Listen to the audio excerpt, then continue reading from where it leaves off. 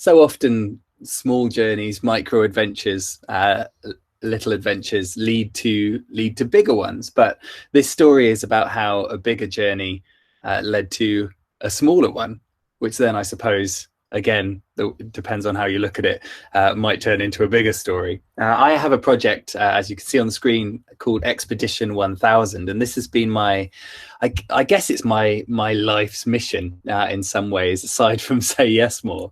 The idea of Expedition 1000 is to complete 25 different journeys, each one at least 1,000 miles in distance, and each one using a different form of non-motorized transport. It plays on a lot of my strengths, and my strengths I kind of see as my weaknesses as well, or I see my weaknesses as my strengths. So I'm not brilliant at any one thing. I'm very much a jack of all trades at best, and I love the ideas of going off and doing these big journeys, traveling slow, often under my own steam.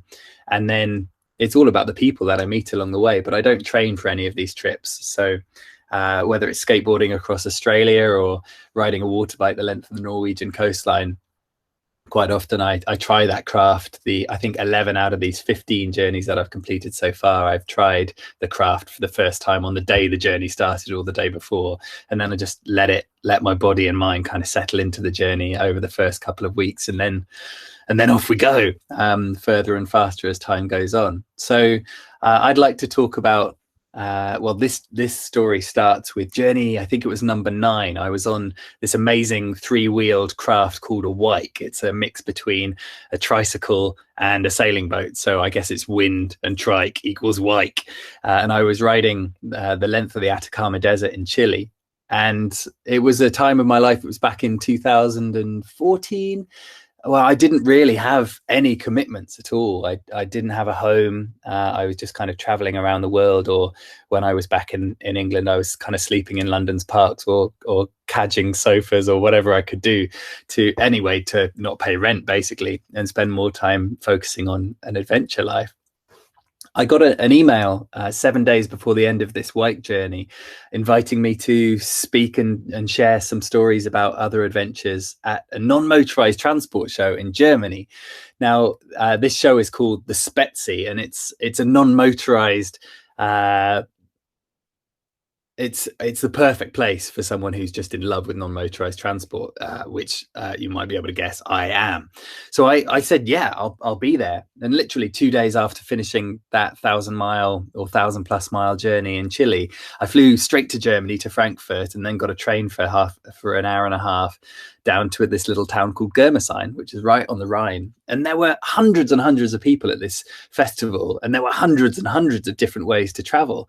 I arrived there without much of a plan, apart from to share my story for an hour and then head back to England. But I realized when I got there was no way I could leave this festival without leaving on one of these forms of transport. So I really quickly put on my Facebook page, look, I'm at this place. Here are 3 random forms of transport.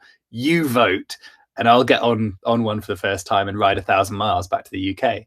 So you can see the 3 in this photo. There's this amazing, I think it's called a Troytech lowrider, this like Batman style recumbent bicycle on the left-hand side. On the right, there's a Vera bike. You sit on it. It looks like a normal bicycle, but you can also pedal with your hands. Those weird handlebars go round and round and round. So it's quite fast, but quite hard to balance as well. And then right in the middle, there's this trike. It's made by a company called ICE. Has nothing to do with snow or ice. ICE stands for Inspired Cycle Engineering. Anyway, people voted for a couple of days, and then just before the festival ended, I counted up the votes and the ICE trike won. So I jumped on it and started a journey back to England. I didn't have any plans at all. And a few of the people from the festival joined me out of town, which was really, really lovely. They pedaled with me for about 10 miles an hour. These banana looking things in this picture are called Velomobiles. They're basically trikes inside this amazing aerodynamic shell. So yeah, that was super cool, and I definitely want to do a journey on in a Vera bike, in a Velomobile at some point. They're super, super fast. And basically I just got on this thing. There's something wonderful about riding a trike. Recumbent bikes or trikes have this kind of poor reputation of being too low to be safe on roads, but for me they're they're such a distinctive shape. They're wider than a normal bicycle. You can put flags up, and I had a bunch of flags behind mine, and I always felt really, really safe, even when I was on the road. The wonderful thing about riding in Germany and Holland, which was the route I took back to the UK, is there's so many cycle tracks. They absolutely love their non-motorized transport over there. So I didn't spend much time on roads until I got to the UK, and we don't really need to talk about that because that's just a horror story. Anyway, riding a trike just puts a massive smile on my face, as you can see. With all of my trips, I try and invite people to join me. As I said, it's all about the people. So this is actually coming through Somerset, between Bath and Bristol now, and every day people are out on their bikes, riding alongside as I slowly inch my way towards the finishing point in Falmouth in Cornwall, right down in the southwest, which is where ICE are based. Beautiful trip though, and I love being so low to the ground. Even if you're going slowly, you feel like you're going fast, and the ice trikes are packed all ready to go. Really, you can put panniers on there, everything that I needed, my tent, my sleeping mat, and a few little gadgets so I could film.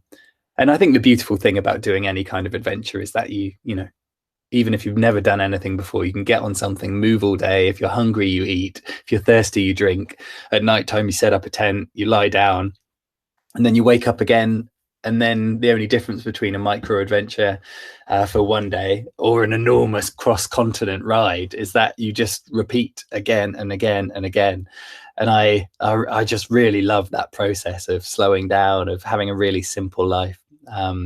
The main treasures are meeting people, finding these awesome little campsites, and and also feeling fit and healthy. So this is a rough map of that route, starting down in the bottom right, not too far from Stuttgart, and then heading north, and then eventually just going really, really fast in Holland so I could jump across the channel, and then eventually down into Cornwall.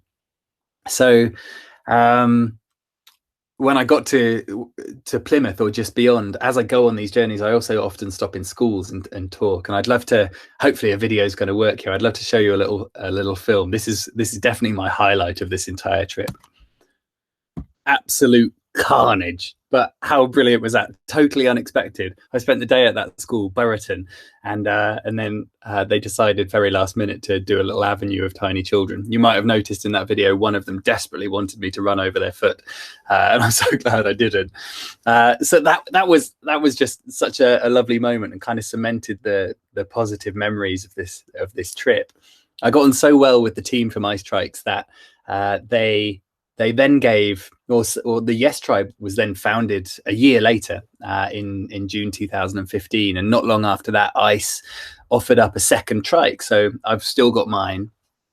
It's inventively named Trikey, and then ICE sent us another one, and I thought, okay, we've got two trikes now. It makes sense to loan these out for people who, one, can't afford them because they're fairly expensive, and two, who just want, an adventure with a difference. So they made this lovely trike, super cool.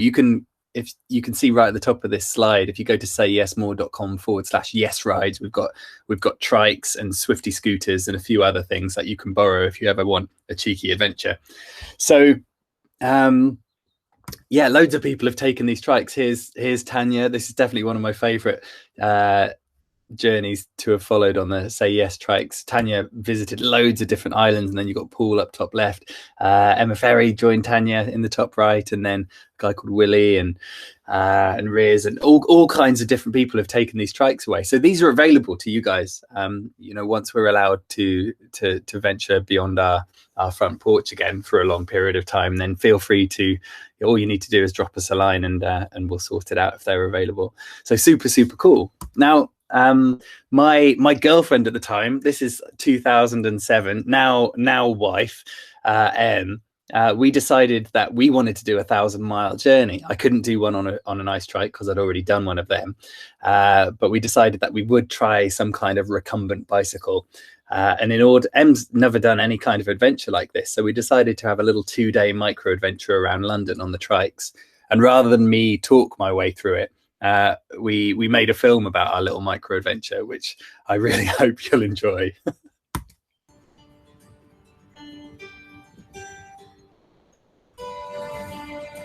I hope that video wasn't too jumpy for you. I looked on YouTube at this film earlier, and my favorite things are always often my favorite things are the comments. And my favorite one here is from this guy called Zahid Khan. He says, "Dude, you're such a nice and gentle couple. Awesome. Although I don't think I'd trust either of you in a combat situation." Oh, that cracked me up. Just brilliant. So yeah, these trikes are such a lovely way to travel. Highly recommend that you take advantage of them. They're free for Yes drivers to use. So get onto sayyesmore.com/YesRides, and yeah, enjoy your own trike journey down the line. And that is me. Yay!